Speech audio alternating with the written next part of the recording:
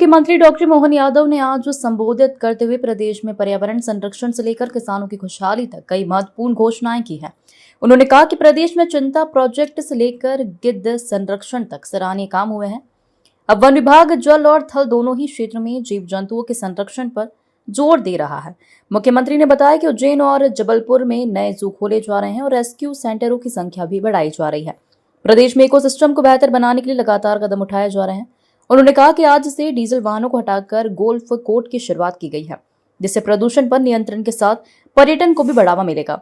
मुख्यमंत्री ने दशहरा और वृद्धजन दिवस की अग्रिम शुभकामनाएं भी दी है। किसानों को लेकर मुख्यमंत्री ने कहा कि प्रदेश सरकार भावांतर योजना के माध्यम से यह सुनिश्चित करेगी कि किसानों को उनकी फसलों का उचित मूल्य मिले।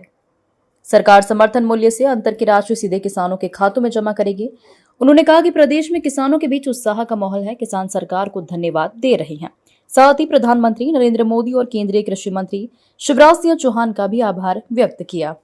आज वन्य जीव सप्ताह के शुभारंभ के अवसर पर मैं यहाँ इस स्थान पर वन विहार में आया हूँ और यहाँ अब आज के बाद से हमारे अपने पूरे पार्क के अंदर घूमने के लिए ई व्हीकल विभाग के द्वारा उपलब्ध होगी। 40 से ज़्यादा वाहनों को लोकार्पित किया गया। हमारी फॉरेस्ट के साथ जुड़ी हुई पर्यटन की समितियों को लगभग 18.5 करोड़ से ज़्यादा की राशि उनका लाभांश वितरण का कार्यक्रम भी किया।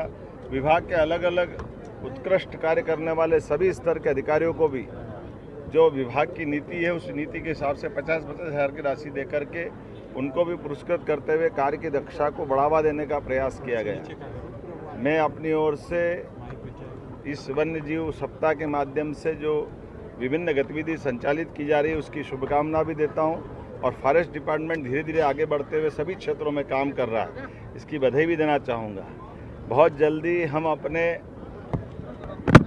प्रदेश के अंदर माँ नर्मदा के मूल धारा में और माँ नर्मदा की सहायक तवा नदी में भी मगर जाकर छोड़ने वाले हैं। ये हमारे लिए माँ नर्मदा की सवारी का उनके आवास में, उनके परिवेश में हमारी वन जीवों के प्रति जो जल जीवों को बढ़ावा देने की नीति है उसी का परिलक्षण है।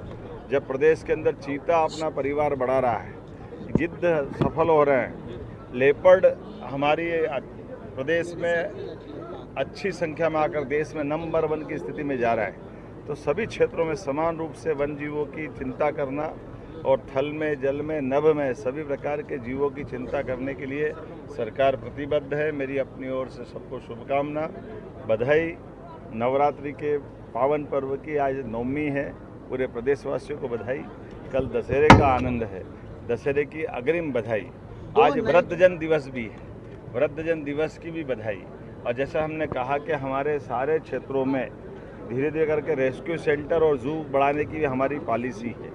उसी के आधार पर जब ग्वालियर में जू है, इंदौर में जू है, भोपाल में यह वन विहार हमारा वन्य प्राणियों को देखने का अच्छा स्थान है, ऐसे करके बड़े बड़े केंद्रों पर धीरे धीरे करके हम सब दूर इस स्थान को आगे बढ़ा रहे हैं। इसी सिलसिले में जबलपुर और उज्जैन में भी जू खोलने वाले हैं। एक एक करके हर स्थान पर जहां हमारे टाइगर रिजर्व भी है, आगे जाकर के रेस्क्यू सेंटर वहां भी स्थापित करते हुए हम सभी की प्राणियों की चिंता करने के लिए आगे बढ़ेंगे। एक बार फिर मेरी अपनी ओर से इस पूरे आयोजन की बधाई।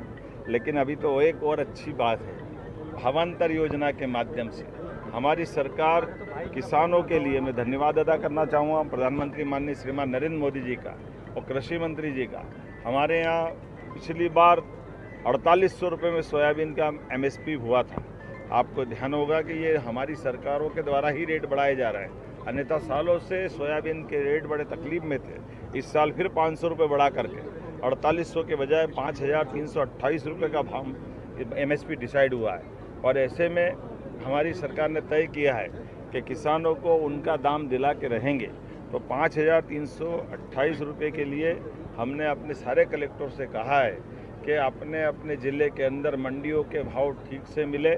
और ऐसे में भी कोई कारण से किसान को वहाँ अगर 5000 मिलते हैं, 4600, 4500, 4700, तो भावांतर के आधार पर जो किसान 3 तारीख से पंजीयन कराएंगे, पहले 10 से कराने वाले थे, अब हमने उसको और रिडिज़ाइन किया प्रोग्राम को।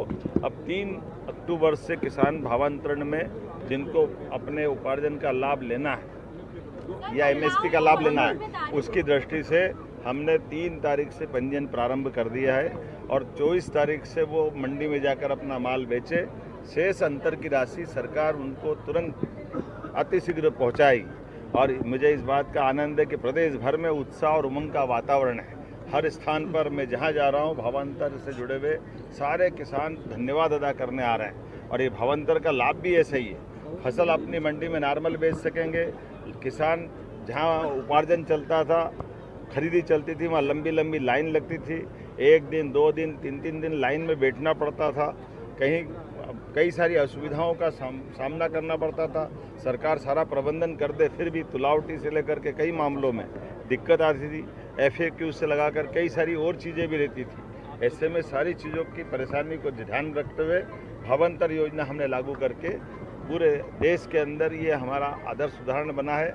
ये यद्यपि हमारे पूर्व कृषि मंत्री शिवराज सिंह जी चौहान और भारत सरकार के यशस्वी प्रधानमंत्री माननीय नरेंद्र मोदी जी के शासनकाल में ही 17-18 के आसपास ये योजना लागू की गई थी। लेकिन किसानों को लाभ दिलाने के लिए, चूँकि बारिश ज़्यादा हो रही है, ऐसे में किसानों को अपनी फसल का सही दाम मिले और ये जो 500 रुपये क्विंटल 4800 के बाद 5300 तक जो भाव पहुँचाया है, हमारा प्रयास है कि उनके हक की राशि उनको मिले। इसलिए इस दिशा में भी हम काम करेंगे। आइए हम सब मिलकर के यशस्वी प्रधानमंत्री के नेतृत्व में मध्य प्रदेश को नंबर 1 का राज्य बनाए, कदम से कदम मिला के चले। पुनः अग्रिम दशहरे की शुभकामना, बधाई।